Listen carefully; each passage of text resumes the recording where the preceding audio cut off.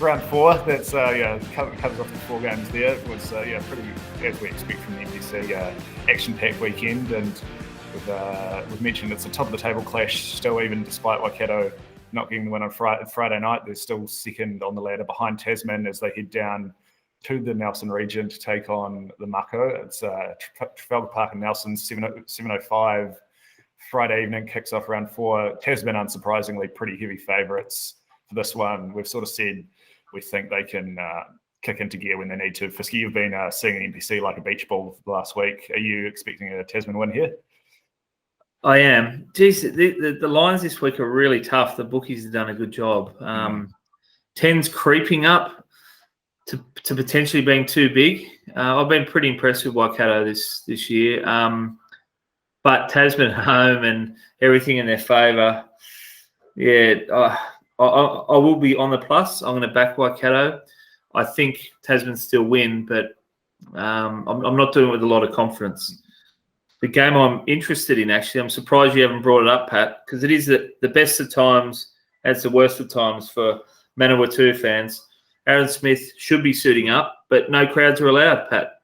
Yeah, it's a real shame for the Union. I think the first 2 games of his return against Northland this week and Otago next week, both Saturday afternoon kickoffs, would have been perfect to get a few fans in the gate if the team's going well and you got Aaron on the field. But yeah, no public ticket sales allowed. But I'm sure there won't be many TV sets in the Palms North region that aren't on Sky Sport 1 at 2 o'clock on Saturday either, because I'm just south of the Manawatu Horowhenua border at the moment, but everyone's pretty fired up to see him back in action in green and white, that's for sure.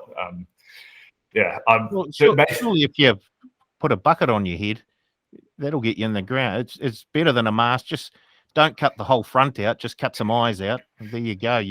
Surely COVID's safe and sending a message. There we go. I found out having my bucket head on usually gets me kicked out of places rather than let into them, but maybe that's just me. You have been wearing them into banks lately, mate. We've warned you about walking into banks with that on, mate. Need to start taking your advice on board punting and bucket head-wise, Fisky. But I don't know about you boys, but seeing Manawatu as $1.34 favourites, even with the great man in the 9 jersey, that face you just made pretty much sums it up for me, Fisky, right? Yeah, it's fraught with danger. I think it'd be fair enough, that line of 8.5 or the $1.30 odds head-to-head, if they had the crowd there, given it's going to be a pretty sterile atmosphere. They've been playing well, Manawatu. Unlucky down at Canterbury about a month ago. I think it's getting to the too short side to back the minus. I'd be once again leaning to the plus with no confidence. For sure. How about you, Paul? Are you donning your tunny fast suit?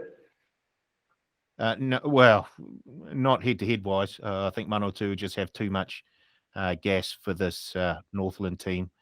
So the $1.34 is certainly going to feature in a number of my multis over the weekend.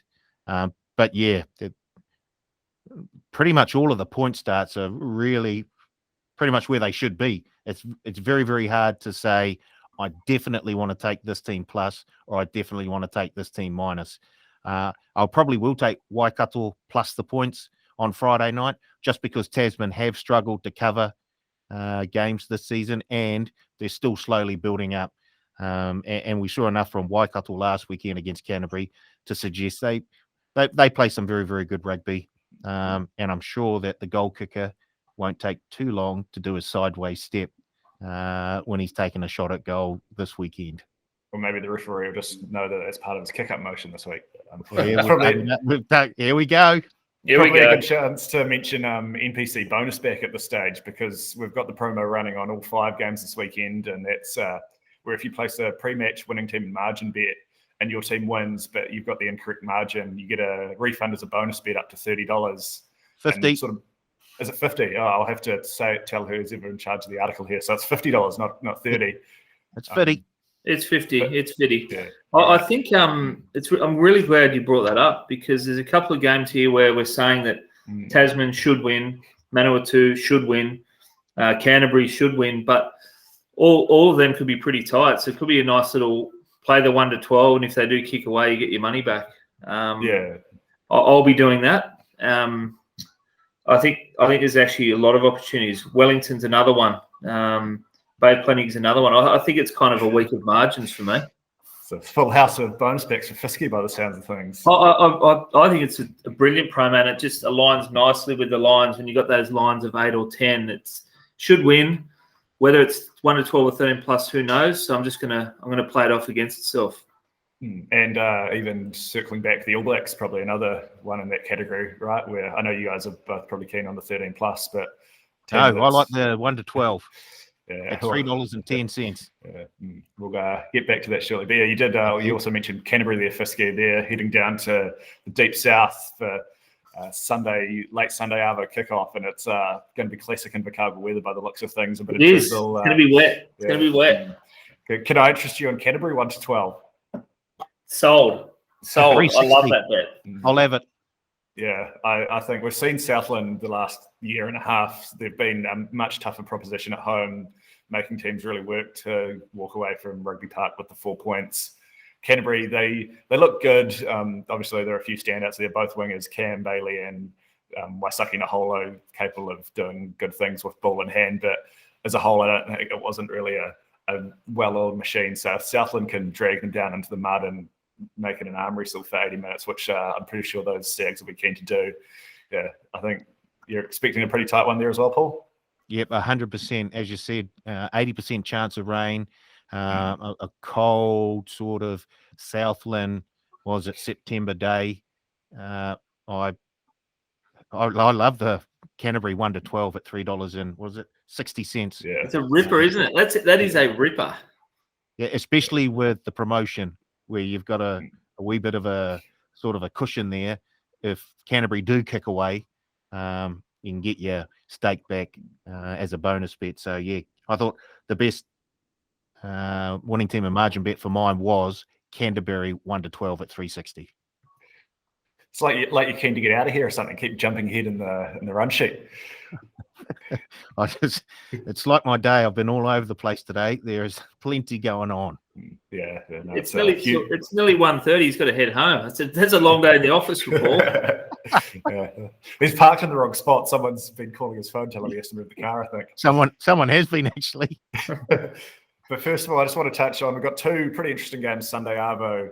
Wellington, Hawke's Bay at the Cake, we've already mentioned, and then Bay of Plenty, back to being Bay of Plenty, have to head back to the Bay and head back to Bay of Plenty and take on Taranaki, who were very impressive last weekend. Both away teams, Hawke's Bay and Taranaki, in that sort of mid to high $2 range, $2.55 for the Bay, $2.85 Taranaki. If you had to pick one of those to cause an upset, Paul, who would it be? Taranaki. I just think Bay of Plenty, after that heartbreaking loss, not just NPC points, but the Ramfilly Shield. And can I just say, I totally disagree with the ruling that the Ramfilly Shield is still on the line if you go to extra time. But historically, it has always been, and I know we haven't had extra time always, but historically it's always been, if you can't beat the holders, then you don't deserve to take it. And so I think if you can't beat the holders in regulation in the 80 minutes, it shouldn't be on the line when a game goes to extra time. So getting back to your question, Taranaki, I think, represent the best value for an upset this weekend, even though Wellington could be all over the place against Hawke's Bay earlier on that day. I like Taranaki because I think Bay of Plenty will be emotionally drained after they get in front with 2 minutes to go and then lose an extra time. And also, Taranaki have got a very, very good team. They can actually play some really, really good footy. So Taranaki at 285 head-to-head, I think, represents the best upset value of the weekend. Yeah, for sure. I think there was also a bit of chatter in the higher up circles about whether the title of the Bay should be on the line in extra time as well, whether that was another thing that should stick with had to win it in the 80 minutes, but not for me to decide. So congratulations to Hawke's Bay for reclaiming that title. But can I interest you in either of those Sunday underdogs, Fisky? No, I'm actually I'm an underdog man generally. I'm going to be going with both home sides. Not smashing the minus, but I think I'll be playing them 1 to 12 and expecting them to win. and wouldn't be surprised if one actually win 13 plus. I'm actually a little bit different to Paul on this one. I think Taranaki, good at home, dominant against the weaker sides, but I think on the road to Bay Plenty might be a bit much for them, personally.